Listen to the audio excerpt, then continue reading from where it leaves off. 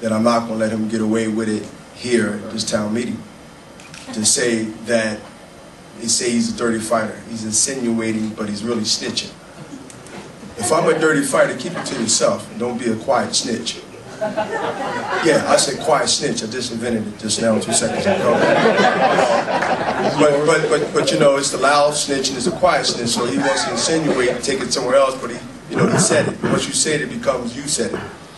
But you know, we don't have to worry about being dirty. I'm being dirty. Anybody being dirty. I'm in the fight business.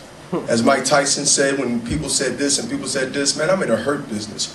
When I go in that ring, I know that when I see my daughter and I see my wife, you know, there ain't no guarantee I'm gonna be the same person when I leave out. That's just the way it is, and that's the job we accept. Whether that comes to pass or whether it don't, I know what I'm facing.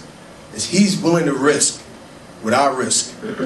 Is he willing to risk what I'm willing to risk? And we're gonna see come April 3rd.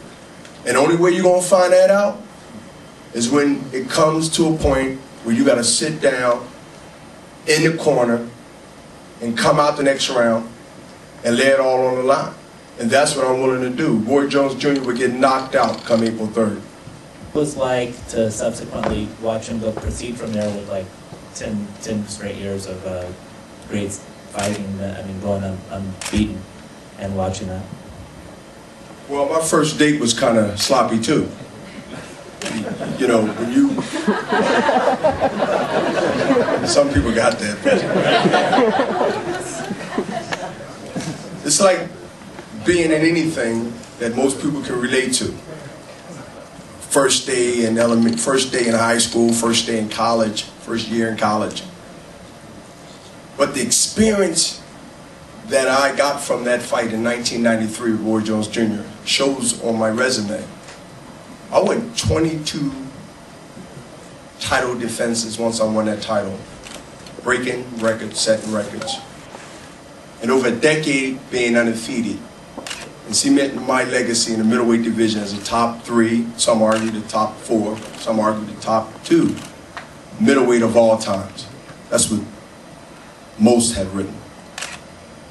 That fight there took me to another place that I benefited from that loss. But was I prepared? I thought I was.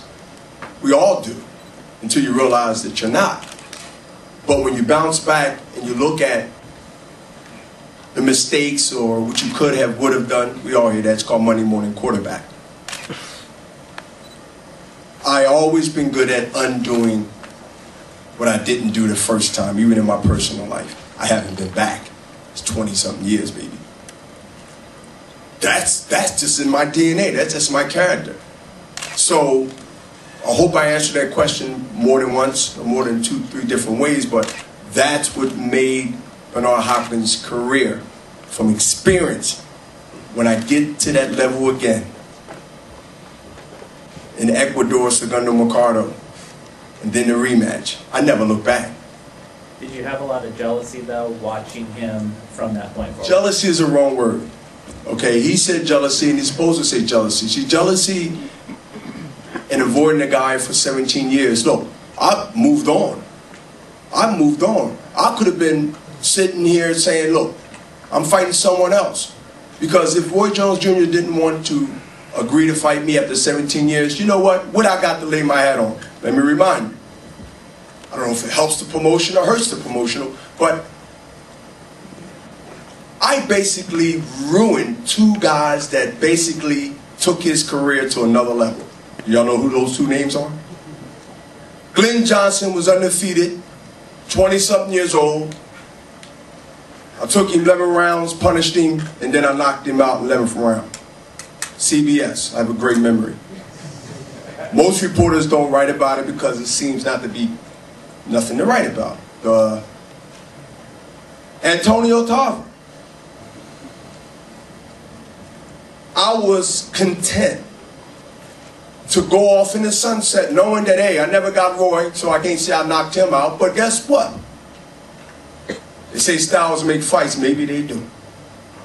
But they was the 2 easiest fights that I fought. They was the 2 derailing fights and the nightmares of this man.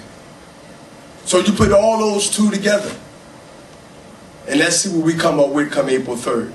So there's no jealousy in my heart, because to me, I think my legacy, part of this fight is about my legacy is going to be better than Roy Jones Jr. And right now, it is better than Roy Jones Jr. I feel, and it's your job to debate it as time goes on in life.